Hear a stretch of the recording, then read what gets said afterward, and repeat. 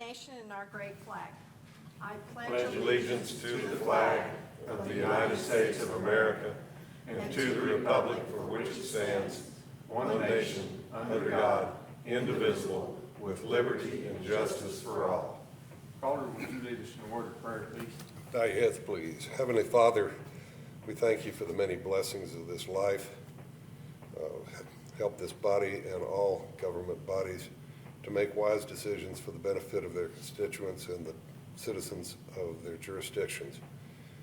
Help us live our lives more closely following the example set by your Son, our Savior, Jesus Christ. Amen. Amen.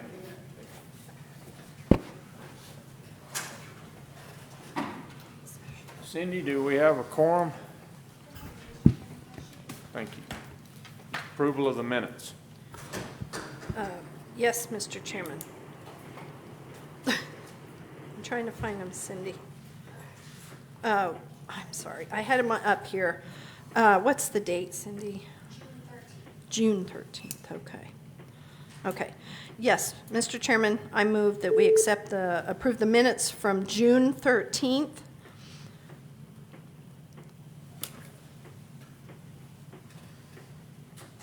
Did we lose him? Uh-oh. There he went. Gotta get to Calder, Hammer did you do that?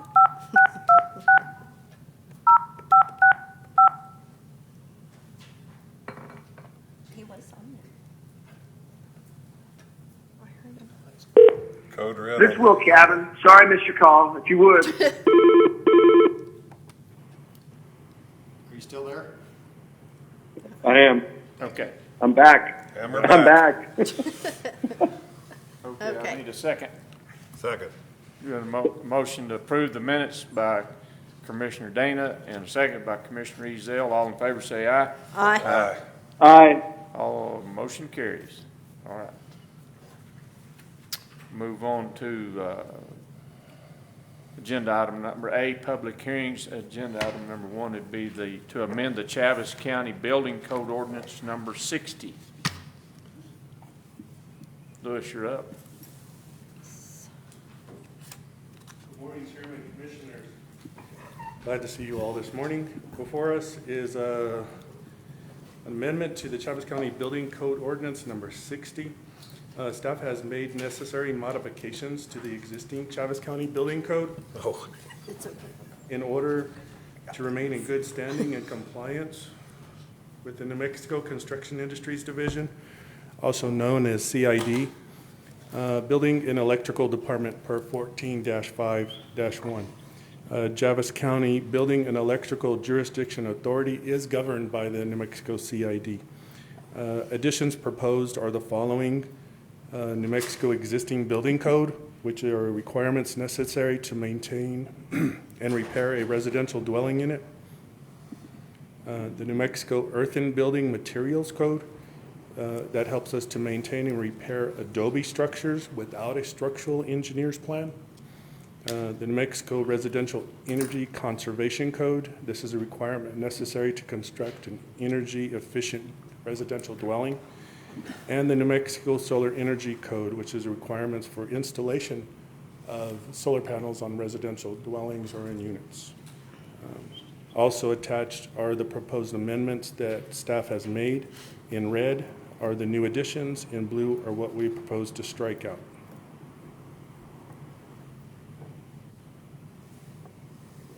Commissioners.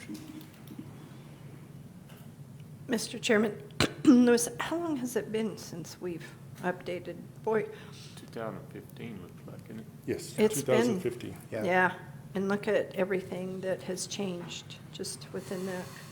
And usually we run a couple of years on the building codes, and then we change. The international building codes change every few years, and so we stay usually 2 cycles before we go back and go to the newer cycle. So last time we did it was to update to 15. International Building Code of 2015, and there are new codes available, but we will do 2 cycles before we go back with that.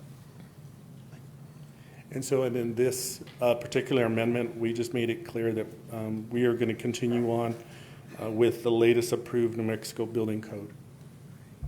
So as they change, we hope to not have to bring that before you. But if we are able to have a full staff, a full inspection staff, then we'll bring that before you for plumbing and mechanical. Thank you, Mr. Chairman. Thank you, Louis. Thank you, Louis. Mr. Yeah, Chairman, I It's a move, public hearing, yes. Okay, I need Oh, to see. I'm sorry. Does Go ahead. anybody I'm here sorry. I'm want to sorry. speak against this ordinance? Seeing nobody. 4. Did you do 4? And against? Yeah. Okay. Anyone for? I guess Louis was for it. Okay. I would hope. Seeing none, go ahead. Thank you, Mr. Chairman. I move that we approve to amend the Chaves County Building Code Ordinance number 60. Second. It's been moved by Commissioner Dana and seconded by Commissioner Ezell to approve the amendment to the Building Code Ordinance number 60. All in favor, say aye. Aye. Aye. Aye. All opposed? Motion carries. Move on to agenda item number 2, Case Z, 2022-7, special use permit for a community solar facility. You're up, Louis. Chairman, Commissioners, this is to approve or deny a special use permit for a community solar project in Area 1, Zone AR, Agricultural Residential. This is this is Blackwell Revocable Trust, along with Xena NM Solar LLC, are requesting a special use permit for a 5-megawatt community solar facility at 3801 Xena Road, being located on parcels of land being in the southeast quarter of Section 19 and the southwest quarter of Section 20 in Township 10 South, Range 25 East. The property is accessible from Xena Road, a county-maintained road being approximately 24 feet wide that runs from Red Bridge Road east to the proposed site. The proposed area is mostly vacant land except for the 5-acre strip of land that is owned by Mr. Robertson. This strip of land, located north and parallel to Xena Road, was once owned by the Blackwell Revocable Trust and was part of an ethanol production facility back in the 1980s. The proposed solar facility would be located approximately 130 feet north of the 5-acre strip. It is bound to the north and east and west by vacant land zoned agricultural, and to the west and to the south by residential homes zoned AR, agricultural residential. The property to the north does have a special use permit for a community solar facility. This is our large commercial facility next to ERA. This area is scheduled to begin Phase 2 construction in August, not in July. We did recently speak with them for the expansion of the existing facility to the north. This area is not in the flood hazard area and is designated Zone X per the 2009 firm maps. Xena NM Solar LLC has provided a development plan for the proposed community solar facility. This facility would be ground-based and would be connected to the existing distribution lines in the area, which is on the south side of Xena, at the far end of Xena. The facility would be the solar facility would be completely fenced in by a 6-foot chain link fence, 3 barbed wire strands at the top for security. Xena NM Solar LLC also has provided a decommissioning plan upon the abandonment of the site. The County Planning and Zoning Commission amended the setback requirement stated in condition number 6. The Planning and Zoning Commission recommended approval of the special use permit by a vote of 3-0 with 6 conditions of approval based on findings of facts 1 through 4 stated in staff's report. The amendment is part of the staff report as far as condition number 6. It is in bold in staff's report. Cindy O'Neill is here to speak as the agent, and the Blackwell family is here to speak on their behalf.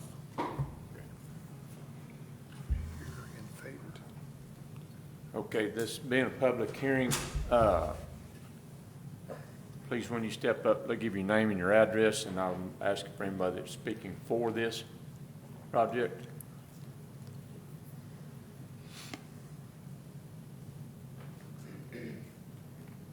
Good morning, Chair and Commissioners. Thank you very much for this time to present this project to you.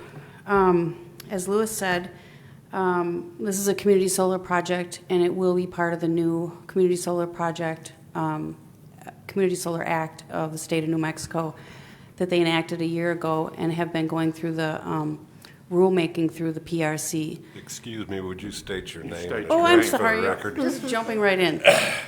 Cindy Larson O'Neill, and I'm with Amoresco Incorporated, and my office is in Minneapolis, Minnesota. Thank you. You're welcome, thank you. The project site was selected primarily because of the substation and the feeders that go out to the site. That's our primary consideration when we're looking for a solar facility. Also, it's a remote site. It doesn't have a lot of neighbors, and the landowner is interested in hosting community solar.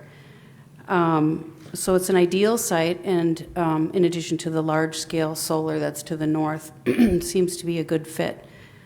To tell you a little bit about the process of this project, the Community Solar Act and the rulemaking has been ongoing for a year. That is coming to a conclusion. The PRC did finish the rulemaking, and it will be published in mid-July.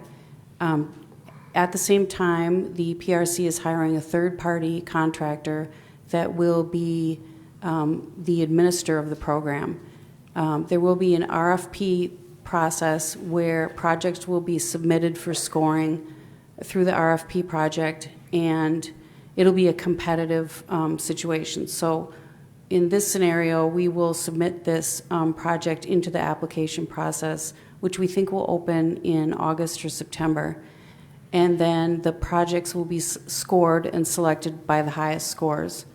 Amoresco feels real confident because we've done so much community solar on the East Coast, and I've developed 60 megawatts of community solar in Minnesota in particular. And because this is a new market for all the solar developers that do community solar, that's why we're down here developing projects now. As you probably know, the first tranche of community solar through the state is 200 megawatts, and that's divided and allocated by the three utilities, PNM, SPS Excel, and El Paso Electric. So this would be an Excel project. If this project is not selected on the first round, it will go into a wait list. They have decided through the rulemaking that each utility will have a 100% wait list, and we are also optimistic that there would be potentially more community solar added in the future, but we would look forward to that opportunity. If it's not selected this year, it would be next year. So people ask about the timeline on construction. It could be between 1 to 3 years, depending on how it flows through the process. Louis actually gave me a list of questions to answer, so I'll just quickly run through these. How many projects will the project serve? Approximately 820 to 1,000, depending on how much kilowatt they use. As you probably know, the community solar is unique because it allows people to be subscribers to the solar, and they don't have to put solar on their rooftop or on their ground mount on their own property to participate in low-cost renewable energy. This is a way for people to be a subscriber if they're an apartment dweller, or if they're any other kind of household or company, by subscribing, and typically the discount on the electrical rate will be approximately 10%. So they benefit from a reduced electrical bill by participating as a subscriber. The New Mexico Community Solar Act is also unique in the country because it carves out 30% low-income participants. So that's a rule of the act, and our company will hire a subscription company and work with local organizations to subscribe low-income participants. Regarding the decommission plan, if you've had a chance to look at that, we would plan on completely dismantling the system, including the pilings, the steel pilings that go into the ground would be completely removed, all the wires would be removed, and we plan on putting the land back to its natural state at the end of the 25 years life. Typically, we can recycle most of the materials, glass, aluminum, steel, and so forth. The program is a 25-year term, and the maximum size of these solar facilities are 5 megawatts. The construction for the project would take approximately between 5 and 6 months. That's our estimation. People have asked about security and regarding Lewis's comment on the fence. We also typically have a placard on the gate that would have an emergency contact number. We also, in other solar facilities that we built, when the system is turned on, we typically invite the community to come and tour the facility, learn about what it does and how it works, and in particular invite any police, sheriff, firefighters, and any kind of emergency responders to understand the facility and see if they have any questions on how it would operate. Be happy to do that. There was a clarification on the setbacks, which I think we discussed at the last meeting, and Lewis clarified that.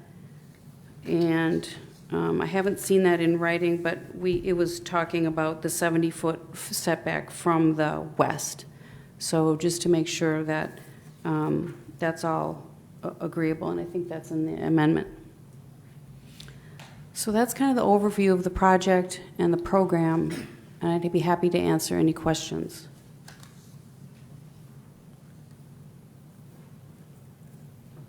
Commissioner Cavan, do you have any questions?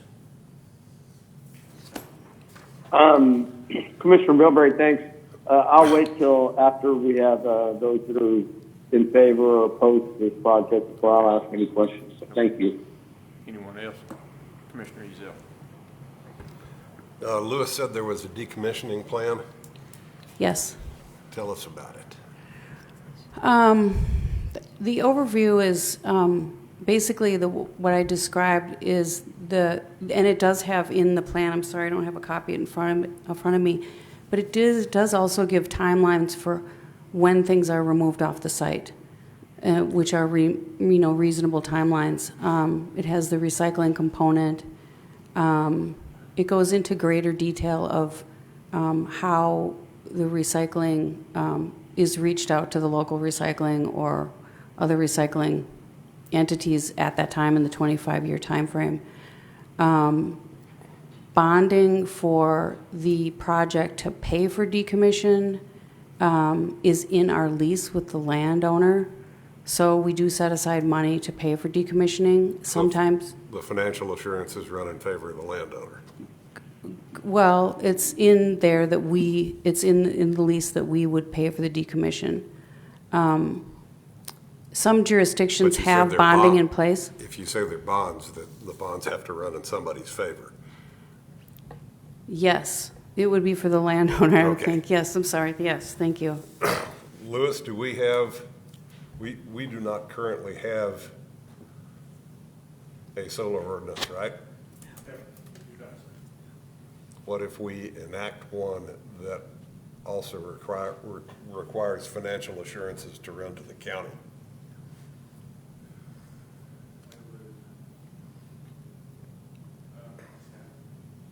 Well, Mr. Chairman, I think that's a great idea. I think you should.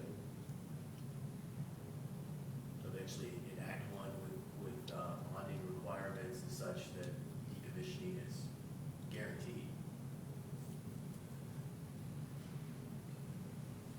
Then I would suggest that that be an additional stipulation to any special use permit that the permittee agrees to comply with any not yet enacted decommissioning security. As a condition number 7 for this particular item. Thank you. Anyone else? That answers Is it? my question. Okay. Thank you. Thank you.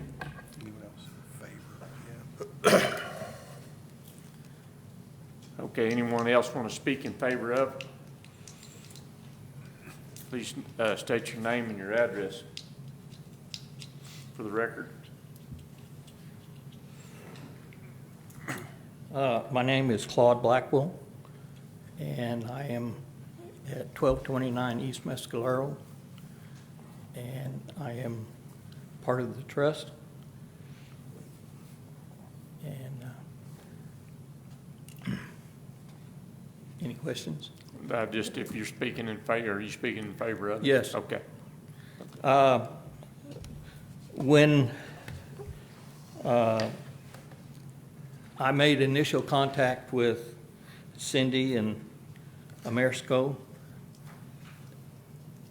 they came out twice. We looked at the project, and they thought we had a good chance of putting the project on site. And back behind the old alcohol plants that I built 40 years ago, it's a piece of land that we had out there that kind of stood out by itself. It was a 40-acre tract, and when the solar company, industrial solar company, put the solar plants to the north of us, we thought, man, that'd be a good thing. We quit farming that after the cotton crop got up about, well, I was in about 5 foot tall, 30 bowls per stem, and just before harvest, we got hailed out. And that happened 5 years in a row. And Dad said, no more. And so it's been sparsely utilized, and we've run cattle on it until the cattle got rustled. And so we think with the solar project that's been out there, that this would be a good fit. And so I made contact with them, and they came down. It's been, and since we have about 200 acres left, and I've made contact with the solar company to come on down, you know, and so, but this project is not something that's going to be selling their power to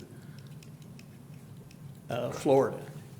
It's going to be a community project, and I really like that, because all the people that we've talked to, or Cindy has made contact, they not only agree with the project, but they want to sign up and get that 10% savings. And so it's going to be good for the community. I think that goes as far as our schools, and the schools can take an additional 10% off. In addition to making money off the taxes, they can get 10% off.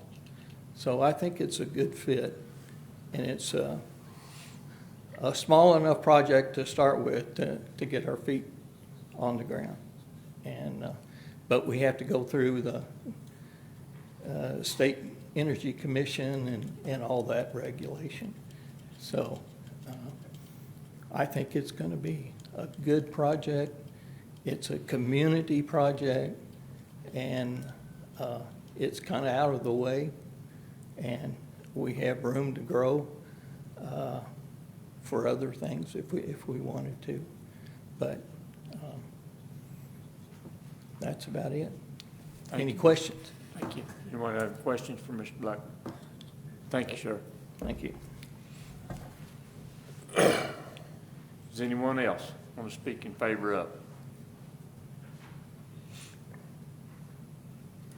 Anyone else? Is anyone here to speak against? Mr. Chairman, see if there's anybody online. Oh, well, I didn't think about that. Anybody online? Thank you, Okay. Commissioner Ezel. Okay. Commissioner Cavan, did you have any questions? Thanks, Mr. Chairman. You know, we addressed another one of these at our last meeting, and I listened to Mrs. O'Neill talk about if we didn't get this one, that we'll get the second wave. Commissioner Zell, do you have any idea this first round is like, was it 45? I can't remember the number that of these projects that were going to be awarded across the state of New Mexico. There have been 35. I can't remember. If they were all exactly 5 kilowatts, then there'd be 40 statewide. 40 statewide. And so that's just round one. Are there plans for round 2 and round 3 and round 4, to your knowledge? I'm sure that there will be an effort in the legislature to do another iteration of the same act.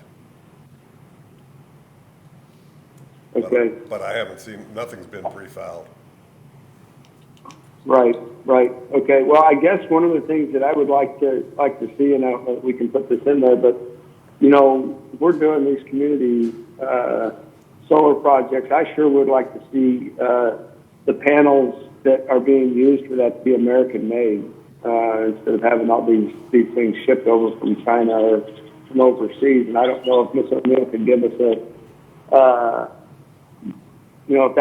if those panels that are going to be put in, if they get this project, if they get this special use permit, are those panels that you guys are going to be using going to be American made? Mrs. O'Neill, can you come back up? Can you answer those questions?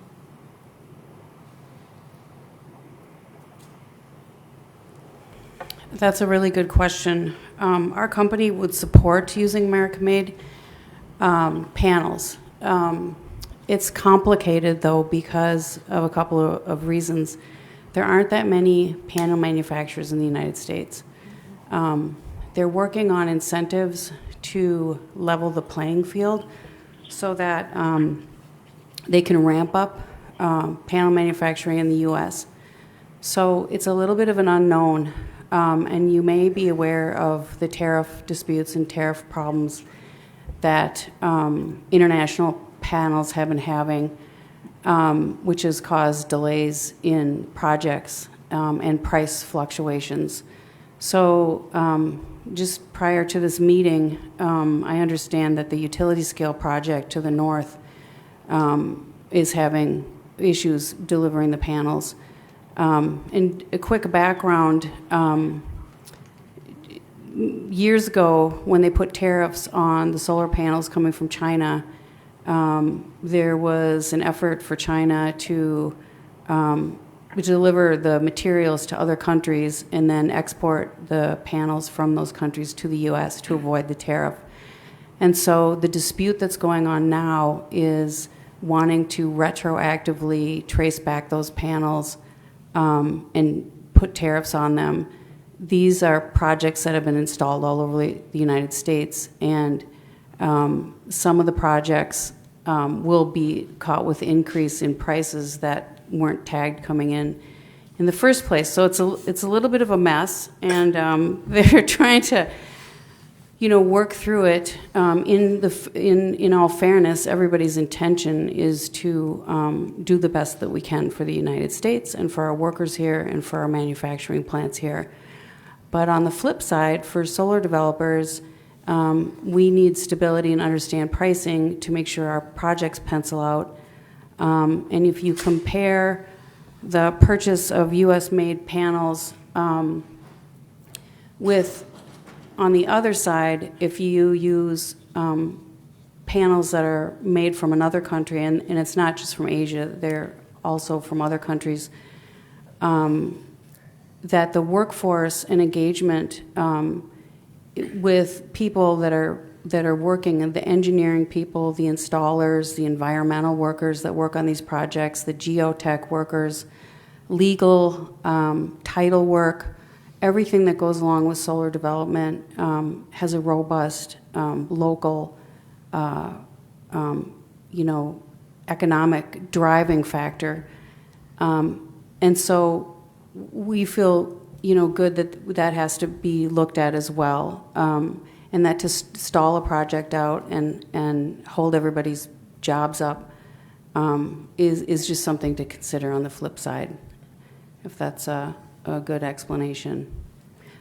This project and all of the community solar, and this was really smart of the legislature, part of the scoring process is to use local labor force. And so we have engaged local title, local legal, local environmental. We will hire a local EPC, which would be the contractor that would build the project. Our company probably has spent upwards of $1 million already in the state preparing for solar development in community solar. So that's just us. I know there's plenty of other solar developers too. So we're happy to do that, and we're proud to do that, and we're proud to partner with local people. Thank you. Does that help you? Will, does that help answer your question? Mr. Chairman, it does kind of answer my question, but I'm frustrated, as many are in this country, that we're selling our souls to China and other places for this climate change stuff and renewable energies, and so we're bringing everything in from China to do this stuff, and that to me is frustrating as an American that we're doing that. But I'm all for balanced energy in this country, but we ought to be doing it ourselves, just like our oil and gas, and we shouldn't be importing it because we have plenty of people and materials that we can get this stuff done here. And that's not Mrs. O'Neill's fault. But we really ought to be focused on American made, and that's just a fact as far as I'm concerned. But thank you, Mr. Chairman, and I'm done. Anyone else? So, Hammer, you find it ironic that China is supplying all of our renewable energy materials while they're building 40 new coal plants? It's a damn shame, Commissioner Zell. It's a damn shame that we're doing what we're doing and let them do what they're doing. I've heard stories that they're piling up all the coal from all over the world and making islands with it. But yet we're sitting around doing what we're doing. So it's a damn shame, but it is what it is at the moment. So we just got to go ahead and buckle up and do the best we can to make it all about America. Ms. O'Neill, I got a question. When you talk about the 30% low-income people subscribing to this, who makes up that other? The 30% low income? Mm-hmm. It can be it can be any SPS Excel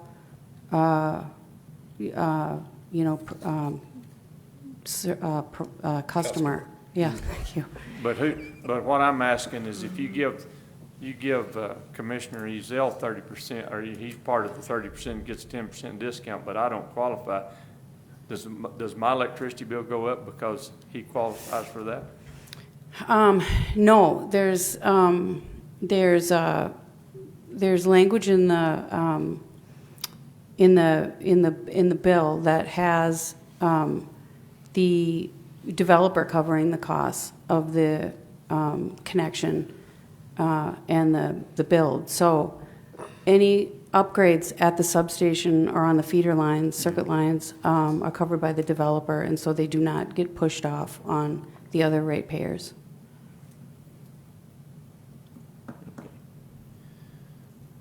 Okay, Commissioners, what's your pleasure?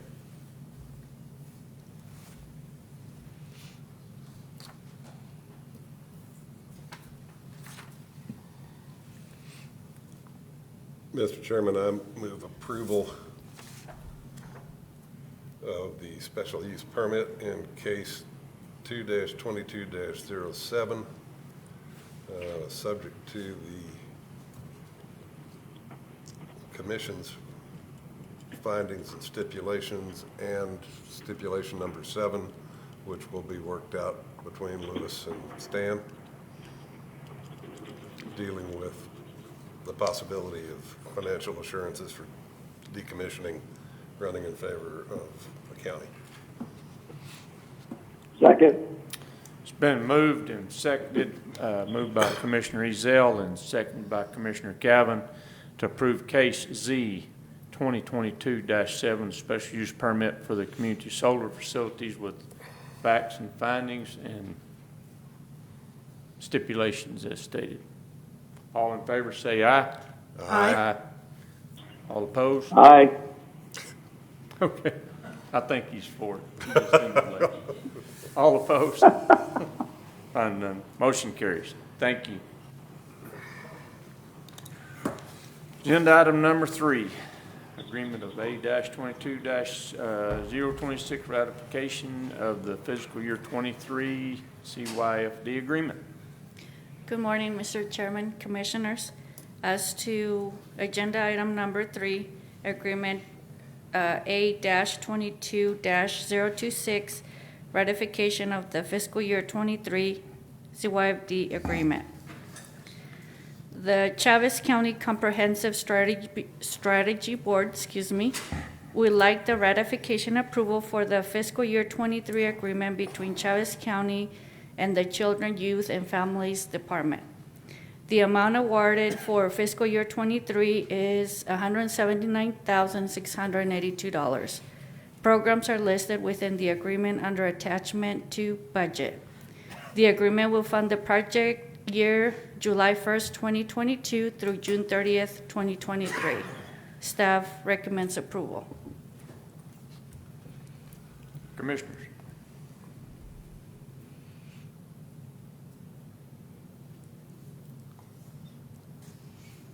Mr. Chairman, I move that we approve ratification of agreement A-22-026 between Chavez County and the State of New Mexico's Children, Youth, and Family Department.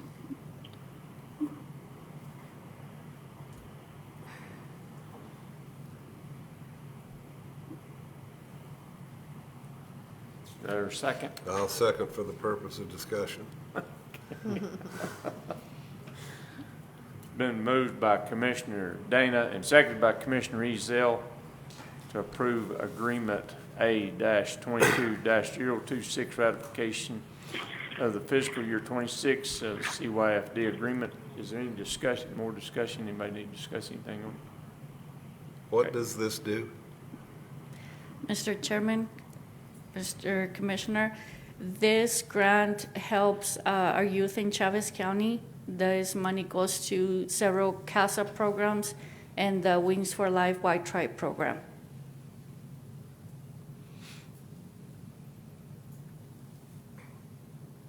Anyone else? Mr. Chairman, which are all programs that are affiliated with our DWI Planning Council, is that correct? Yes, that is correct, Commissioner. Thank you. Okay. All in favor, say aye. Aye. Aye. All opposed? Motion carries. Thank you. Agenda item number 4, agreement A-22-033, banking services. Good morning, Mr. Chairman, Commissioners. Agenda item number 4 is to approve agreement A-22-33 between Chavez County and Pioneer Bank. On May 26, 2022, the Commission awarded RFP 22-004 for banking services to Pioneer Bank. Agreement A-22-33 is a contract for those services. Agreement has been reviewed and approved by a county attorney. Staff recommends approval. Thank you, Sandra. Commissioners? Mr. Chairman, I move that we approve agreement A-22-033 between Chavez County and Pioneer Bank. Second. It's been moved and seconded by Commissioner Dana and Commissioner Ezell for agreement A-22-033 for banking services with Pioneer Bank. All in favor say aye. Aye. All opposed? Aye. I'm going to have to give him a minute. Thank you. Motion carries. Thank you, Sandra. Agenda item number 5, the resolution of R-22-028, adoption of required CDBG certification and comments. Is that right? Georgina, you're up. Good morning, Mr. Chairman, Commissioners. This morning, we're asking for approval of Resolution R-22-028 and adopting required community development block grant annual certifications and commitments. This is a requirement of the community development block grant application process. And the exhibits 1Y, which is the resolution. Exhibit 1Z is the citizen participation certification. Exhibit 1-0-2, fair housing commitment and residential anti-displacement and relocation assistance plan with required elements, and staff recommends approval. Who certifies us? Well, I think at this point it would be Bill to do you would be approving this, and then Bill would sign off on the certifications, and some of them require the chairman's signature. Okay, there's not a process where we have to get certified by, No. CBDG We're just people. certifying certain steps. okay. And Mr. Chairman, Commissioner, we had a open meeting for CDBG yesterday, was that correct? Yes. Yeah. So we have to have our public meetings and public hearings to make sure that everyone's aware of what our goal is with CDBG.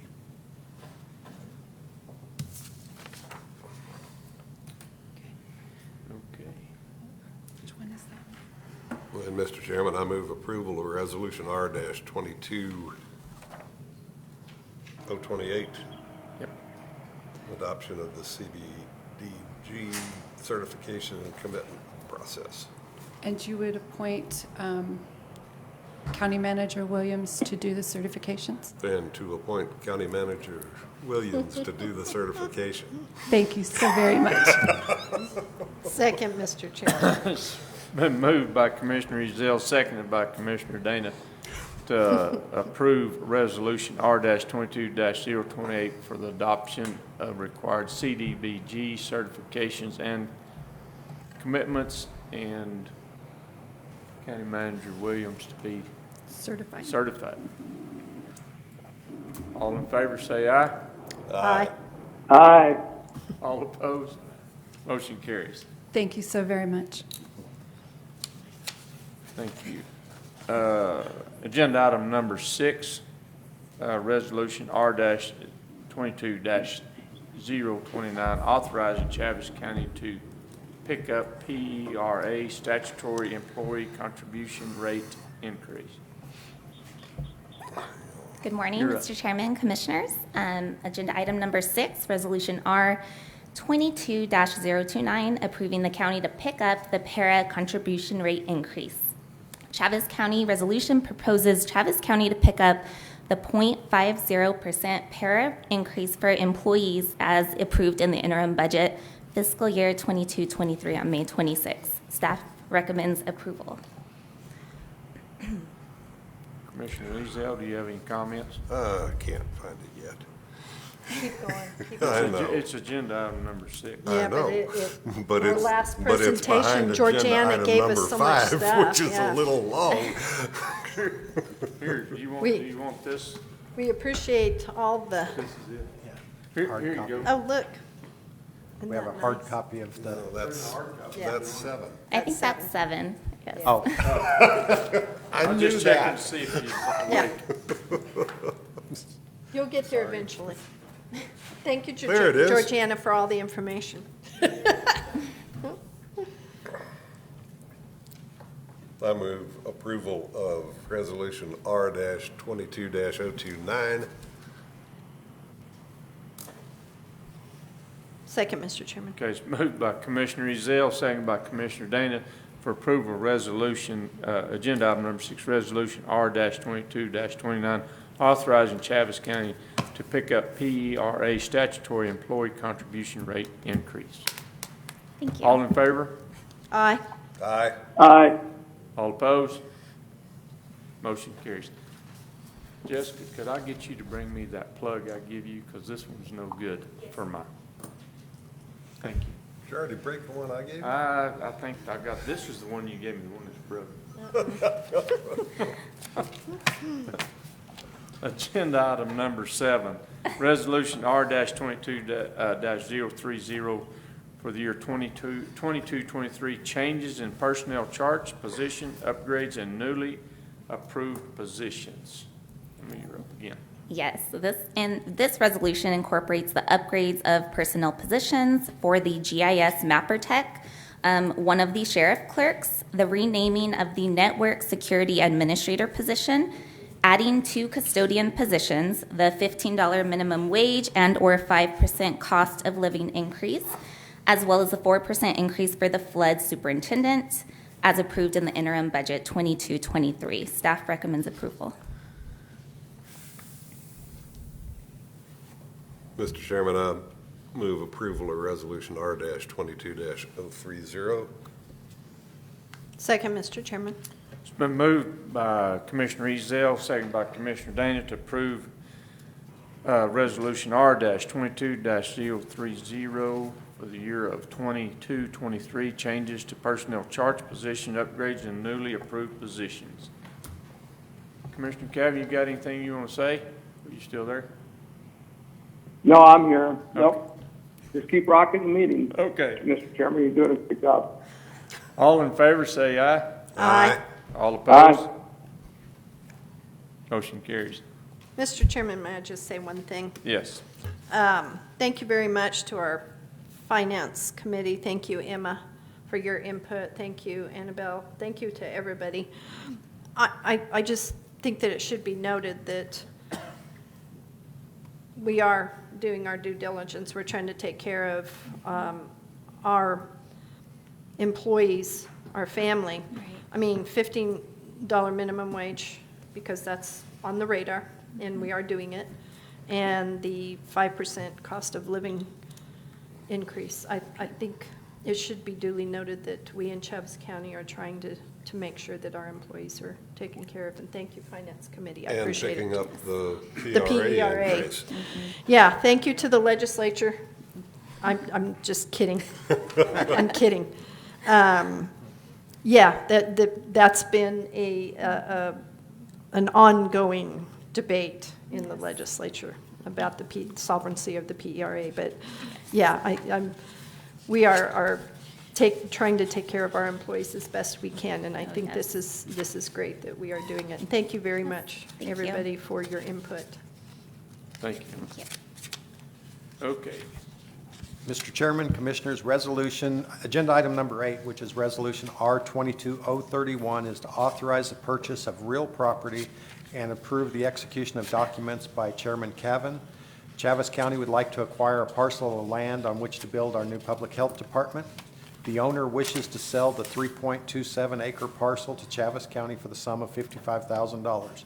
The legal description is Fruitland Subdivision, Block 3, Lot 5, less the west 150 and south 200 feet. Additionally, it is requested that Chairman Cavan be authorized to execute any documents on behalf of the Board of Commissioners. Staff recommends approval of Resolution R-22-031. Mr. Chairman, I do have a question for Bill. What is the timeline? Do we have a timeline for this yet? We need to complete this by 2024. Is that the timeline? But Okay. we're using loss of revenue funds to pay for a portion of this. We're also applying for community development block grant. Good. We're trying to find the money anywhere that we can to take care of this need. And this parcel of land was actually requested by the New Mexico Department of Health locally. Said this would be a good location as far as we're concerned, so we looked into it and feel like we can comply with that.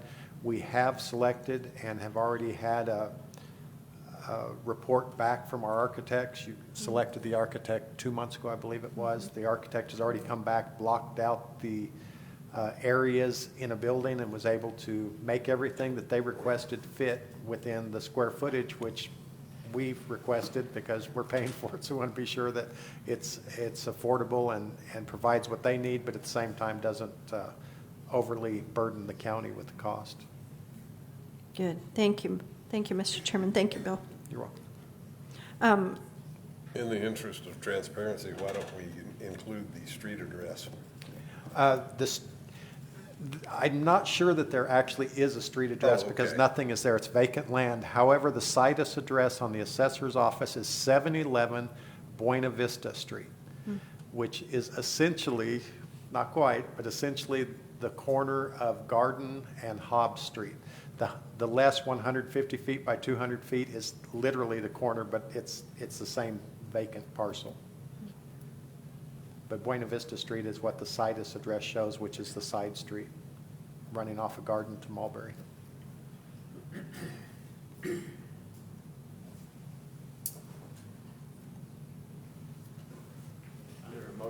Mr. Chairman, I move approval of Resolution R-22-031 for the acquisition of the real property for the site of the new Public Health Department And And additionally, approving and authorizing Will. the hammer to do all of this stuff.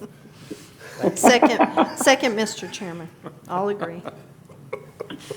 Motion by Commissioner Ezell, second by Commissioner Dana, to approve Resolution R-22-031 for the purchase of real property to be used for the construction of a public health department building and giving the hammer the hammer.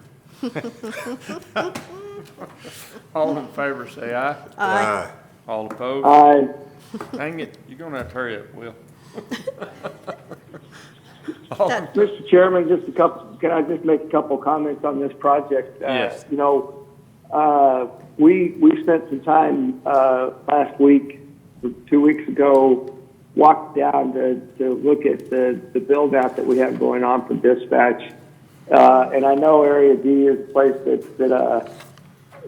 Ms. Cindy and County Clerk's office use that quite a bit. But as we move forward with this new project, that's going to give us availability across the street to store some of those machines and give us a little more room in that dispatch area, which, having room to grow is going to be huge. And I think having that facility across the street available to do other storage for our offices is going to be a really big deal. I know we're probably looking at 2 to 3 years down the road before we finalize this project and we do some renovation to the other project. But this is really a big deal for Chavez County, and so I'm happy that we're moving forward with it. And Bill, great work. You and Mac, everybody's done a great job putting this together. And let's put the hammer down. Get it done.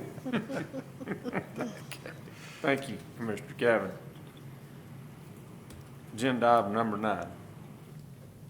Resolution R-22-032 authorizing submission of a CDBG application. Mac? Mr. Chairman, Commissioners, agenda item number 9 is Resolution R-22-032, a resolution authorizing staff to submit a CDBG application for the Chavez County Health Department construction. The resolution designates Chairman Cavan as the authorized representative in matters pertaining to the application and certifies a local match of approximately $75,000 for the full and phased version of the project application. Staff recommends approval. Commissioners? Thank you, Mr. Chairman. Mac, this is, to me, is one of the utmost importance of a CDBG grant application. It is providing a very worthy service, building and service to this area. So I think this is wonderful. Thank you for bringing it to us. Is there a motion? Mr. Chairman, I move that we approve Resolution R-22-032, authorizing the submission of a community development block grant program application, and also designating Commissioner Cavan as authorized representative in matter pertaining to the application. I covered everything. Second. It's been moved by Commissioner Dana, seconded by Commissioner Ezell for approval of Resolution R-22-032, authorizing submission of the CDBG application. All in favor? Aye. Aye. Aye. All There he is. opposed? Motion carries. Thank you, Mac. Agenda item number 10, ITB-22-01, oils and lubricants. Commissioners, agenda item number 10 is to award ITB 22-1 oils and lubricants. I have provided a spreadsheet with bid amounts that were based on a summary of various products to be purchased under this price agreement and estimated quantities for each product, under which bidders submitted their pricing to ensure equal comparison. The actual bid,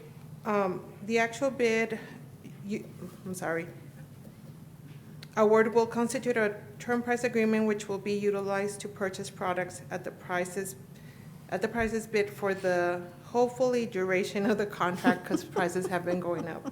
Staff has reviewed all bids and recommends award be made to Bell Gas, Wakefield Oil, and Brewer Oil for their lowest bids on each item. On Safety Clean System, their quantities were changed on the bid form and not comparable to the others, so I didn't award them at all. Staff recommends approval.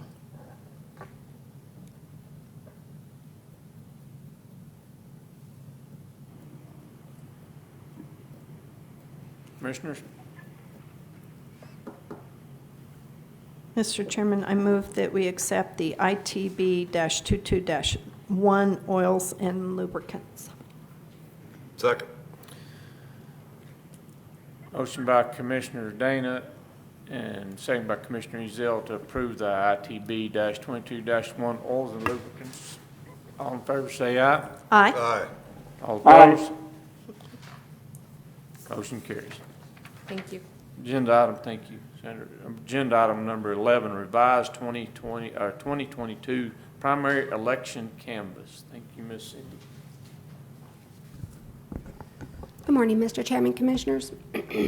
Upon continued work to make sure that our street files are correct and everyone is in the proper precinct out of 65 precincts in Chaves County, and continued work with our assessor's office, we found that both addresses in the Bottomless Lakes Road street file need to be in precinct 45. And so, if you recall our discussion from the 13th, on election night, we had one person get a ballot in precinct 73 and the other person at the same address get a ballot in precinct 45. Stephanie Eldridge in our office that night made the correct call, and she issued a provisional ballot in the correct precinct to the voter who was in the wrong precinct, and we have now determined that that ballot should have been counted. We compared the two different ballot styles and only counted the races that were different, and that included one vote for Judge Casey Rogers. And so the canvass totals are only changing by one vote for Magistrate Division 1 for Judge Rogers. Did we determine that the section 23 was just actually 28 and So, yes, somebody sir. misread it? And I want to show you, I don't know if you can see from where you are, but it's actually section 27. And you can see the purple and the pink. The precinct splits right through the middle of that section. So it's a pretty tricky situation. But working with the assessor's office, we were able to determine exactly where those properties are located and believe that they are in precinct 45. Good job. Yes. Thanks to Detective. Melissa. Yes. That's learn. Yes.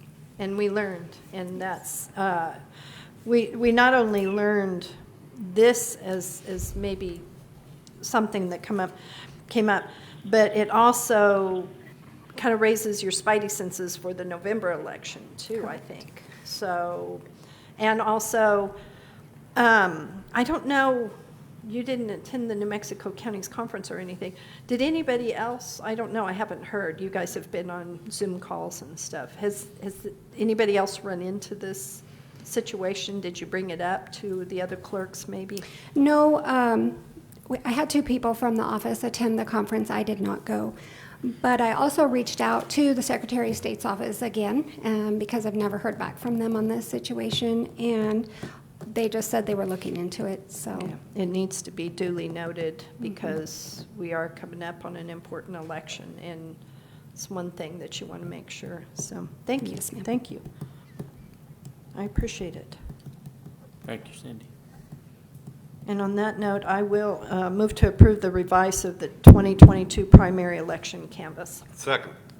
Moved by Commissioner Dana and second by Commissioner Ezell to approve the reappointment of the the revised 2022 primary election canvass. All in favor? Aye. Aye. Aye. Aye. Motion carries. Thank you. Agenda item number 12, reappointment of the Chaves County Land Council. Chairman, Commissioners, we are requesting the reappointment of 3 existing members to a term of 3 years and 3 other existing members to a term of 2 years to the Chaves County Land Council. This is in order to reestablish the 1-year staggered term of service between each group. Per Resolution 94-59 and R 14-32, the Chaves County Land Council consists of 9 members appointed by the Board of Commissioners, each representing one of 3 uses: agriculture, extraction, and recreation. The council is further divided into 3 groups, with each group serving a term of 3 years. Finally, each group's term is staggered or separated by 1 year. In order to reestablish each group's staggered term of service, staff is requesting the following: Kim Chesser, Chuck Wagner, Jeff Harvard to be reappointed to the CCLC for a term of 3 years, and Mark Marley, Eric Austin, and Dan Grado to be reappointed to the CCLC for a term of 2 years. Commissioners. Mr. Chairman, I move that we reappoint Kim Chesser, Chuck Wagner, and Jeff Harvard to the Chaves County Land Council for a term of 3 years, and Mark Marley, Eric Austin, and Dan Durand for a term of 2 years. Second, Mr. Chairman. Been moved by Commissioner Ezell, second by Commissioner Dana for approval of the reappointment of the Chaves County Land Council as stated. Mr. Chairman, I do have one question. Have they all agreed it's okay? I mean, Yes. did you twist arms and all They that? don't have any choice. Yeah. Okay.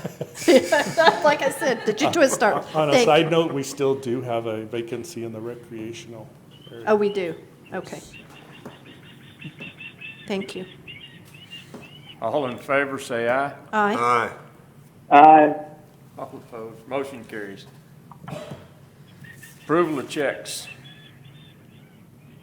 Mr. Chairman, I guess I'll spend money. I move that we approve checks in the form of $2,433,047.13, please. Second. We've been, motion made by Commissioner Dana and seconded by Commissioner Cavan for approval of checks of the amount of $2,433,047.13. All in favor, say aye. Aye. Aye. All opposed, motion carries. Approval of reports. Mr. Chairman, I move we approve reports.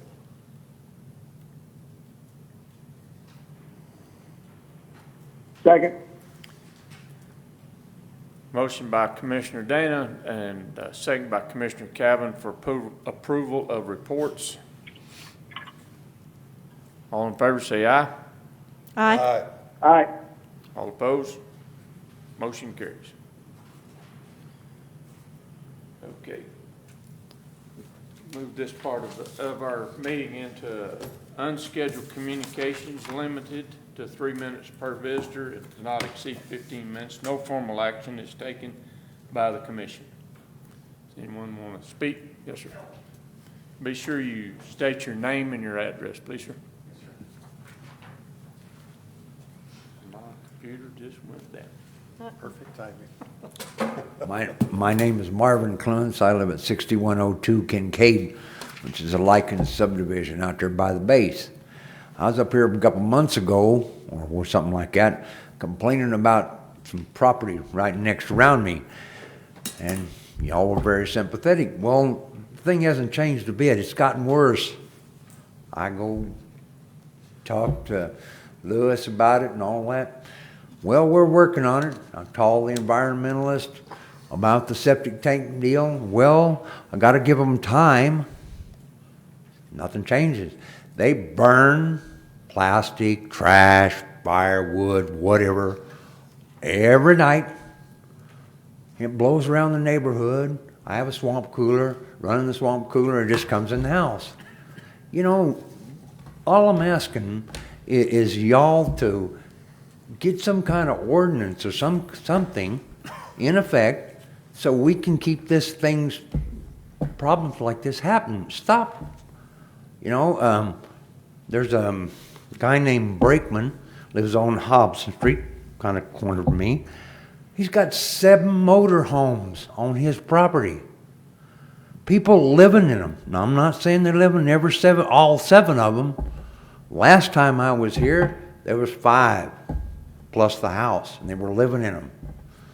Well, Lewis goes and talks to him. The guy says, well, ain't nobody living in them. Well, we got 2 people living in them, but I'm trying to get them to move. Now we got 7 motorhomes in there and people living in there. And it's just a mess. And we, as my neighbors, have to put up with it. I have to put up with it. They got this guy named Chips down the street from me at 302 Ryan. The county's been down there, sheriff's been down there, fire department's been down there, the environmentalist's been down there. They just keep dismantling cars and making noise and burning wood and everything else. It's a mess. And I don't know what to do about it except come to y'all and complain to see if we can't make some kind of ordinances so that we can live in a decent neighborhood. A decent area.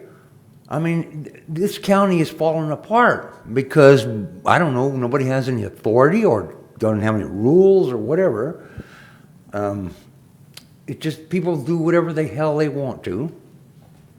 And I don't know what to say about it. And y'all told us there were such a thing as a nuisance ordinance. Well, according to the sheriff can't enforce that because it might be encroaching on somebody's civil rights. But I don't think somebody should burn every night and live. I don't know where they're using their facilities out, but if they don't have a septic tank, what are they doing? They don't have water down there. So what are they living on?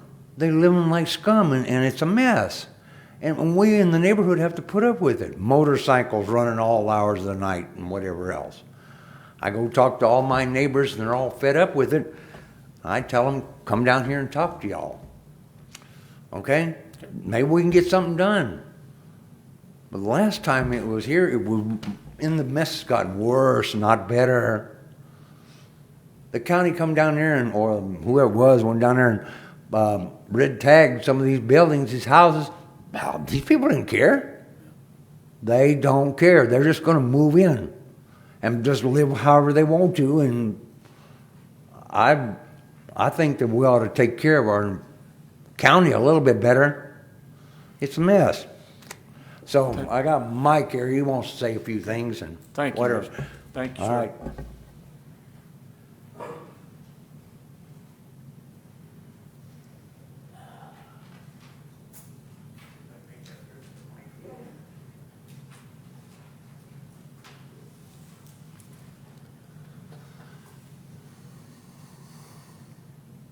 Please state your name and your address, please. Mike Harrington, 6106 Kincaid Road.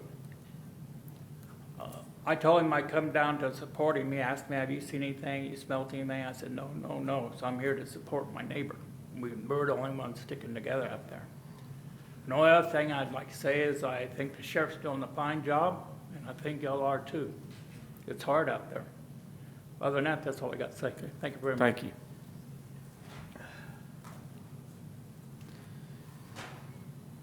Anyone else want to speak?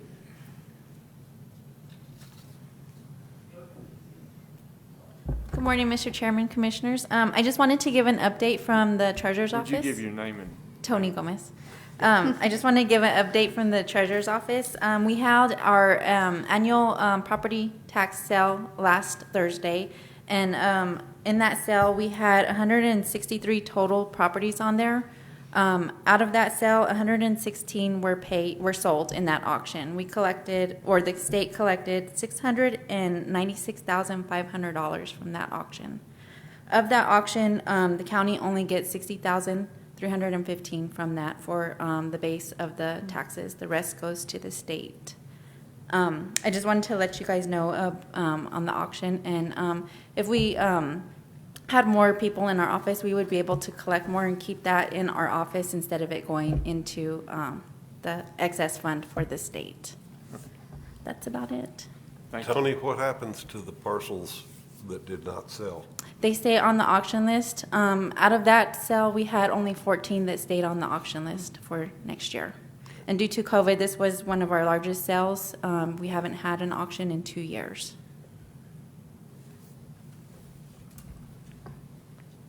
Thank you. Anyone else?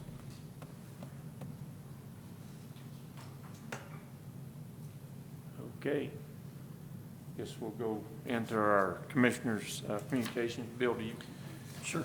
Mr. Chairman, Commissioners, Mac and I met with NextEra Solar a couple of days ago, and the question that you had about the American-made panels, Commissioner Cavan, we discussed that somewhat because there are tariffs on the Chinese panels and have to be made by certain countries and all, but part of the reason that they will not allow importing of Chinese panels is because they found that they were using slave labor to build them in certain areas. We're totally non-compliant with environmental requirements that the world has assessed on them, and so they quit being able to import those panels and started backtracking to see where they were coming from. They thought that there was some light at the end of the tunnel, that they may be getting to the bottom of it, and they can then start getting their panels. But they're not necessarily American-made panels at that point. I'm very thankful for the rain. We didn't get a whole lot at my house, but I know Commissioner Dana has been posting pictures of you know, a beautiful place there with a lot of rain. So hopefully it'll come up the road towards our house. We went to NMC last week. One of the big things that is supposedly going to be carried forward to the legislature is kind of a restructuring and reevaluation of the IPRA Act. It's become more of a nuisance and a tool that people can use against us. We're doing the research for people's research papers, their thesis. They call us, we do all the paperwork, send it to them, and they get their grade.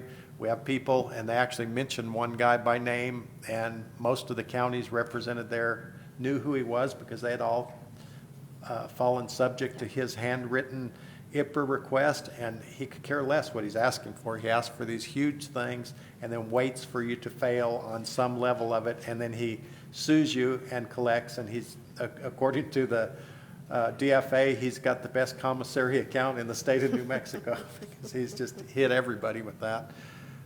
So we're looking forward to maybe some changes being addressed on IPRA and making it better. For one thing, only IPRA requests from the state of New Mexico and not from wherever, and that will be very helpful to us all. One thing that came up is there's a push for a regional mental health facility in our area. There are already 4 counties, I believe, on board with it, and probably would be in Curry County. I asked them to send us additional information on that. most of the people that are participating are going to dedicate their opioid settlement funds towards the construction of that and the treatment of people that need the help. So hopefully we'll have something to bring forward to you and help to alleviate some of those problems in our community. Our health department, of course, we're putting in a CDBG request for the health department to gain assistance on that. And part of the CDBG requirements, it must benefit at least 51% of the low-income disparate communities at a minimum. We believe that it will do that, absolutely. But we want to thank Southeastern New Mexico Economic Development District, Dora Batista, Paul Pappas. They're administrating this entire process for us for building the public health department. They're making sure that we get those numbers, and they're certainly experts on that. I want to thank them for all the hard work on it. We did get some information back. I see Terry Best there from Dispatch. The architects have kind of blocked out a space for PVRCC. They came and evaluated the building, the area that's there. They've kind of blocked things out to house emergency management and dispatch. Of course, we'll have a meeting here sometime in the near future. They sent us just a couple of options, just kind of a quick overview. Looks like everything's going to work out. It's going to fit. They even have a space for as many as 12 consoles. So I know Terry will be happy to hear that, because that's her dream. Her dream is to have a full 12 and the offices that they need, and it looks very, very good for doing everything that they're asking for. And so we're going to keep working on that, and we'll bring more information to you as we go on. Thank you all for all that you do for us, and thanks to the great staff and the great job that everyone's been doing. And thank you, Stan, for all the additional legal work that you've had to do this year with all of our IPRA requests and other things. Stan's actually going to give us a training after this meeting to assist us even more with this. Thank you. Thank you, Bill. Commissioner Taylor's out and is actually sick, and so we need to remember him in our prayers. And anyway, Commissioner Dane. Thank you, Mr. Chairman. Yes, I attended the New Mexico Counties Conference, and very good information. I enjoyed it, as I always do. We learned a lot about the problems that other counties are having, and they're pretty much the same thing that we're going through. The one that I sat in, the one meeting that I sat in was with our clerks and our Bureau of Elections people throughout the state, and some of the issues that they're facing and that we've heard about, integrity in our elections. And I invited everybody in the audience to please get with their county clerks, get with their county treasurers, get with their assessors, get with each department, and sit down in their offices and learn what each other does. Instead of taking the phone calls and the emails and the complaints, get in there and find out what these departments are doing before you answer. We can take the information, but please take it back to the actual office, the actual elected official or the department head, and find out. Don't just spout something that you hear on Main Street media. I'm getting tired of that. The media has got all sorts of stuff that's swirling out there, especially right now. But, the first thing I ask is, have you talked to our treasurer, our clerk, or whoever? And it's like, nope. It's like, well, their office is open, so get down there and learn the process before you start chastising the process. But like I said, it was informative. I really look forward to New Mexico counties, because it's a great way to network with other counties. Again, we heard, oh gosh, you're from Chaves County, and yes, we are, and they really look up to us. A lot of the counties look up to us because we do work well and play well together, and we also talk to people, our constituents, our workers, our staff, everybody, and so I I like to hear from other counties because, and then I come back and know that our county is doing well. I believe our county is doing well. And yes, every time it rains, I do post a video on Facebook. So if you want to see what rain looks like, go to my Facebook page. It's pretty sad when you are outside and the dogs are looking at me like, why are you outside? Because it's raining and it's nice, and my lawn is looking halfway decent. The only thing I have in my garden besides my dog is zucchini, so I'll probably have lots of zucchini. I got a text message from my sister, and she said as of Friday, Lincoln County is going to open. So I think that's great. I think that's wonderful because they are receiving the rain. So just kind of nice to see the rains. Hopefully our monsoon season will continue and we will move on. I know everybody's been very worried about the fires. So, but thank you, Mr. Chairman. I appreciate it, and thank you to our staff. I appreciate all of you. Thank you, Commissioner Dana. Commissioner Ezell. Yeah, it was a good meeting. Thank everybody for all the hard work to keep us going. Glad we could raise your pay because you deserve it. As far as the situation on Kincaid, I thought the nuisance statute would take care of it. We hear you. But I think y'all do great. thank you. I'm glad you support my son and everything. Thank you. And Mr. Chairman, that's really all I have. Commissioner Cavan. Thank you, Mr. Chairman. I just echo everything that's already been said. In particular, let's keep Commissioner Taylor in our prayers. He didn't sound very well this morning, and he said a rough ride back from Albuquerque after going to the hospital up there. So we just keep him in our prayers. It's good to see Michael Jack Perry in the audience today, picking up on the stuff. And, so it's, we've got a lot of things that are out in front of us that we really have to be paying attention to. You know, one of the things that I heard in our meetings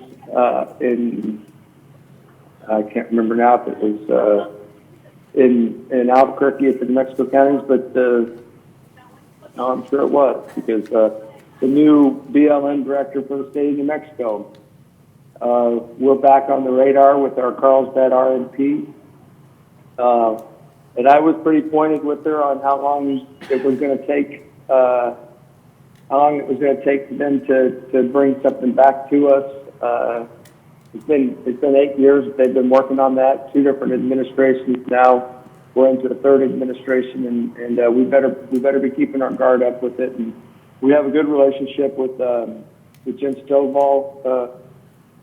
He's kind of going to be the guy who's going to be bringing us the information. So I was sure to ask her that they weren't going to come back with what they had back 6 years ago, 7 years ago, and she didn't give me any indication of anything different. So we're going to have to really be paying attention to it. And of course, as we all know, the sand dune lizard and the lesser prairie chicken are back on the radar. So we're going to have to do our due diligence and stay out in front of this stuff and do our best to protect our ranchers and farmers and our oil and gas industry and everybody else in this deal. So I appreciate everybody there. I am sitting down here in Houston wearing my Let's Go Brandon hat, and I really appreciate all the hard work from everybody within our offices there at Chavez County, and it's an amazing family that we